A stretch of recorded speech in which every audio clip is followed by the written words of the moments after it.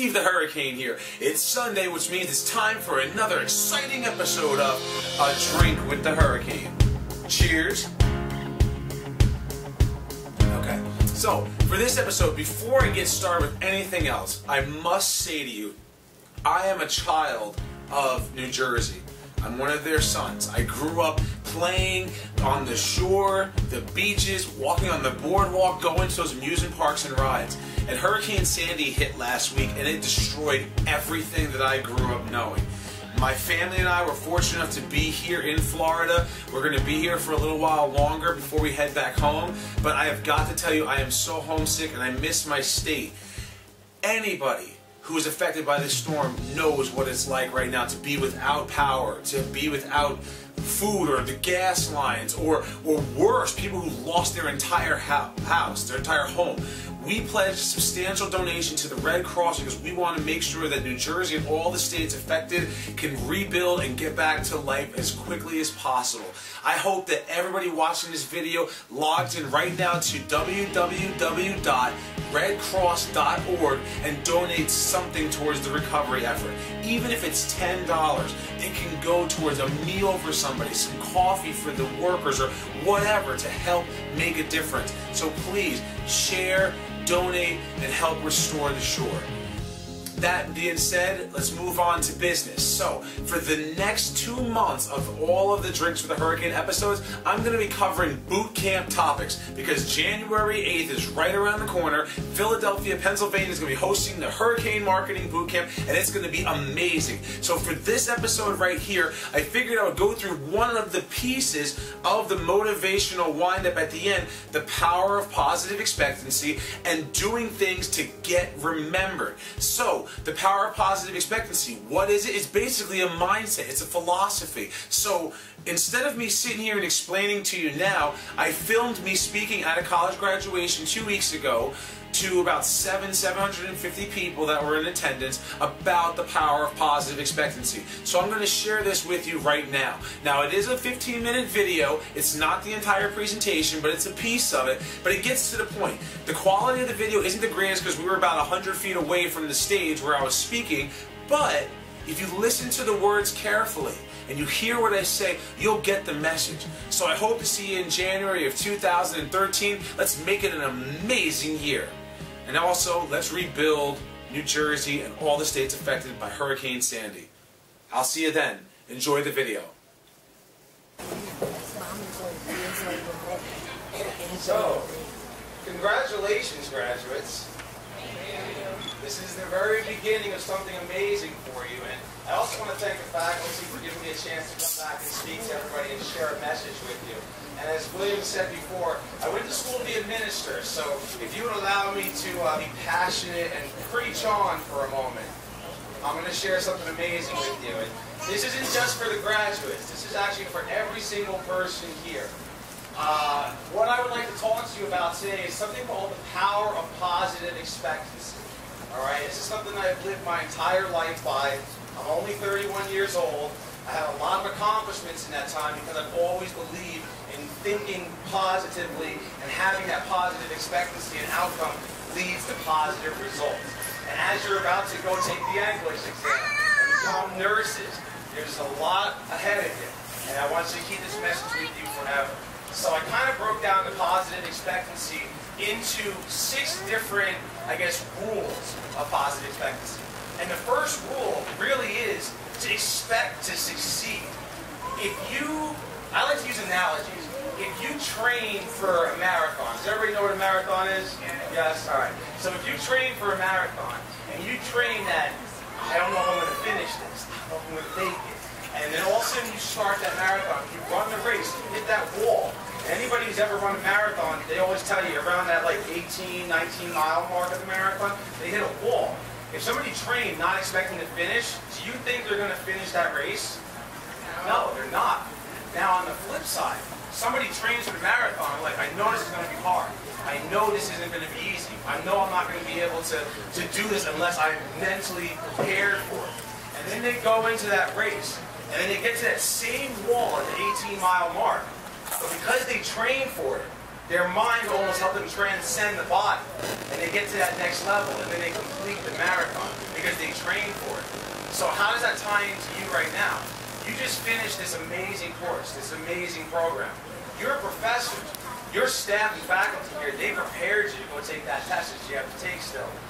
Go into that test expecting to succeed. Go into that test having confidence, knowing that you are ready to get to that next level and to succeed and become a nurse. All right? So that's the first rule. All right? Now the second rule of positive expectancy is to never prejudge. All right? Never prejudge. You're going to become nurses. You're going to come into situations where people aren't supposed to make it.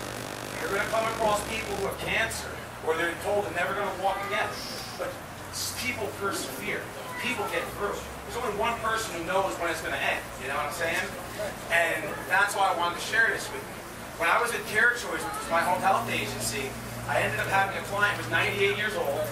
He had a massive stroke, and he was told to never walk again.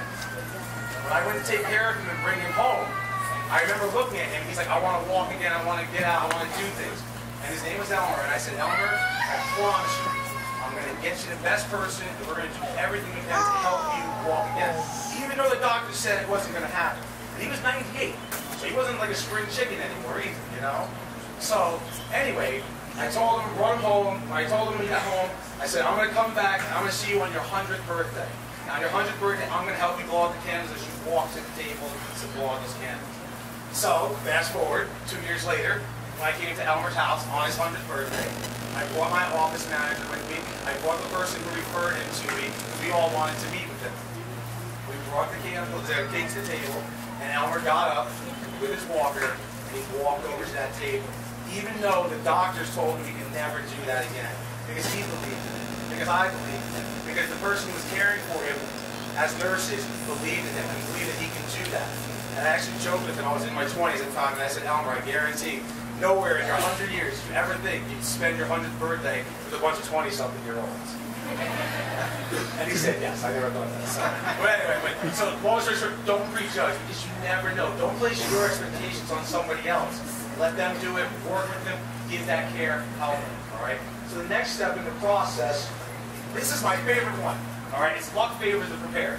I love speaking, I love talking to people, I love motivating people. And a couple of years ago, when I was at Care Choice, I did this big speech about how luck favors the prepared, and we're going to be great, we're going to get all the business and everything else in my company. I ordered Chinese food for lunch. I opened up the fortune cookie, and the fortune cookie came out and said, luck favors the prepared. So it kind of like worked out to the advantage. I kind of like willed that to happen, you know? But it's so true in everything in life. Now, I'm a huge sports fan. I love the New York Giants. Super Bowl champions. That is right. Yes. New York Giants, right? They always say in sports, lucky bounces, right? And lucky bounces go to the team that's better prepared. So I think back to last January, I'm watching the Giants play the 49ers, and if you know that game, everybody who watched it, there were two evenly matched teams. Neither team wanted to lose. They all wanted to win and go to the Super Bowl, but there could only be one champion. They both forced the 17-17 tie going into overtime. Now, the reason why the Giants advanced and eventually won that game is because they had better coaching. They were better prepared. They had the leadership on their team to overcome, to make sure they were in the right position at the right time. So when that fumble happened, they recovered it, they got the field goal, they advanced, and eventually won the Super Bowl. How does that apply to nursing? You're going to be in situations where being prepared can mean the difference between life and death. You see somebody going to cardiac arrest. You see somebody who needs medication, they were given the wrong medication. What do? You're going to have to think in a split decision what to do for this person. If you're prepared, luck will be on your side. You'll get that lucky bounce, and you'll be able to do what you need to do to help save someone's life and make a difference. So never forget that.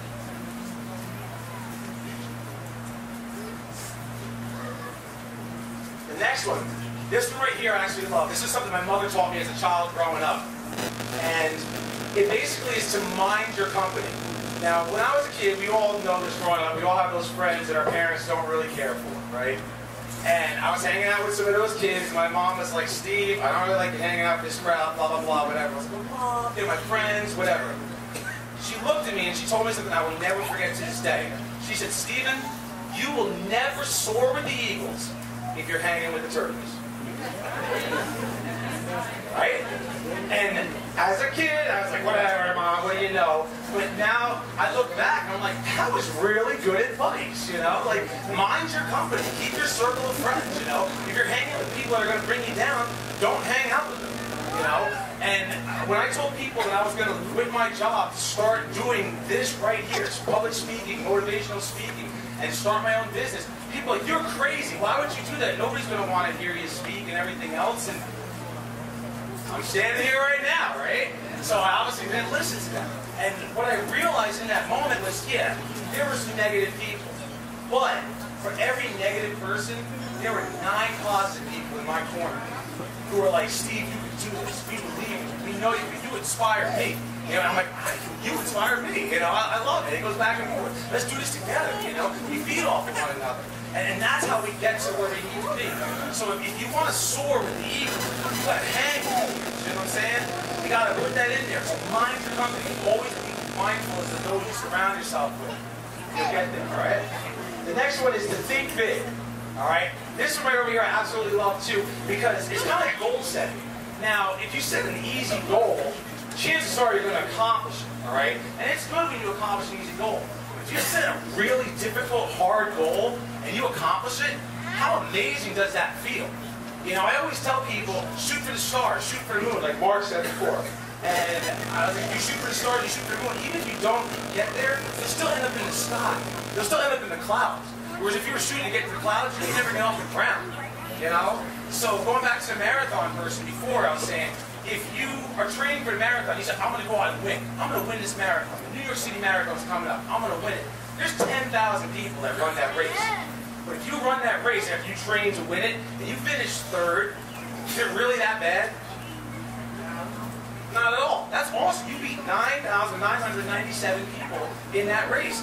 And that's awesome. You should be proud of that accomplishment because you were trying for, right? That's a lot of people, you know? So, you beat them, and then it helps you out because then you have that accomplishment, and then you can go back next year and train harder and maybe win the whole thing. But you never would have finished third if you didn't train to finish first. So that's why it's so important. So always think big, have big goals, have big aspirations, and you'll achieve them. And then the last one I want to share, leave you with, is just to remember to smile and nod. Positive expectancy yields positive results with positive thinking. So, best example I can think of this is when I'm in the checkout counter. You ever go to the checkout counter, there's like somebody in front of you who has like 2 carts full of groceries, and you know it's going to be like 40 minutes, like, I only got this gallon of milk, you know, and it's like, what am I going to do, right? We all know that. So, when I go up to people, I just walk up to them like, hi, how you doing? I'm Steve, nice to meet you. Having a good day? And I smile and nod. And she answers, the person's like, oh, come here, you can go in front of me, that's fine. And it works, you know? Or I go to the checkout counter, and I see the person at the checkout counter, I'm like, Josephine, how you doing today? You having a good day? Oh, that's great, it's wonderful. Listen, I noticed it's on sale right now, I don't have a Price Plus card. Can you put your password in for me? And she does it, you know? Like, smile at positive expectancy, positive results. That's what comes of it. So, I will leave you in closing with a story about how every part of this works. It's not medical related, but it's children related. And most of us got kids, and we got brothers and sisters, so we know children, right? So when I was 23 years old and 24, I used to coach roller hockey. And when I first came into coaching roller hockey, it was for 3rd, 4th, and 5th grades. My first year, they're like, he's the newbie, he's the beginner, the coach, let's give him, you know, his first pick and everything else. They gave me all 4th and 5th graders. And the 4th and 5th graders had already been through the program once or twice, so they knew the skills and everything else to win. So we went undefeated and won the championship and everything. So the second year, the other coaches were like, well, that's not fair. Beginner's luck. Let's give them all the 3rd graders who don't know what they're doing yet. I had 2 4th graders and 1 5th graders, and the rest of them are 3rd graders. So we couldn't even stand up on skates yet. It was an 8-week season. 7 weeks in, we were 0-7. Or 0-6. 0-6. I walk up to my team and I said, gentlemen, who's tired of losing? By a show of hands. They all raised their hands. I said, okay, put your hands down. Gentlemen, who wants to win? And they all raised their hand. I said, okay. And we happen to be playing the first place team this day. And I looked at them and I said, we are going to win. And this is what we're going to do. And I laid out a plan and everything else. So, we're going through the entire game. We're down 2-1 with 30 seconds left in the game. I call a timeout. Bring the whole team in. One of my 4th graders, Shane, The kid was amazing at defense. He was able to stop everybody and everything, but he had a terrible shot. He had no accuracy at all. So he was always on the defense. Now Chris, my 5th grader, he was the one who was scoring everything left and right. So I said, here's what we're going to do. 30 seconds left. Chris, you have to win the face-off. You go in the zone like you're going to go score on the net. The entire team is going to gravitate to you because nobody else in our team can score. You're going to pass it back to Shane. Shane, you're going to score. And he's like, but coach, I haven't scored in 2 years. And I was like, it doesn't matter. When you get that puck, you're going to shoot it, and it's going in the net. All right? He's like, all right, great. We go out there. Chris gets the puck. Chris runs up, skates up the side. Because like I said, the entire other team went right to him. He passed it back to Shane. About 5 seconds left on the clock. I yell, shoot, as well as every other person in the entire audience. He shoots, and I believe in miracles. It went right in the back of that net. That kid scored. We forced overtime. He was like, oh, I scored a goal. Parents screaming, running off the bench. And I haven't won anything. Positive expectancy, all right? Right? Fast forward, the end of the game, Chris ends up winning it in overtime, and we won our first and only game that entire season. But to those kids, to me, that one win, even though we lost 7 other games, meant more than anything else because we willed it. Because we were able to rise and be the undefeated team, even though we had never won before. And that lesson that was taught them about positive expectancy and believing in yourself and believing in that I can overcome anything. And that's why I wanted to share that message with you. That's what I wanted to share with everybody. See, whether you're a graduate or you're a family member or a friend, you live positive expectancy when you're at work. You do it when you're at home with your family and your spouse and your children. You do it when you're with your friends outside. If you believe in positive things, positive stuff will happen to you. So use that mindset. Take that with, go take your entrance exam, graduate, become nurses, just represent. God bless every one of you. Thank you.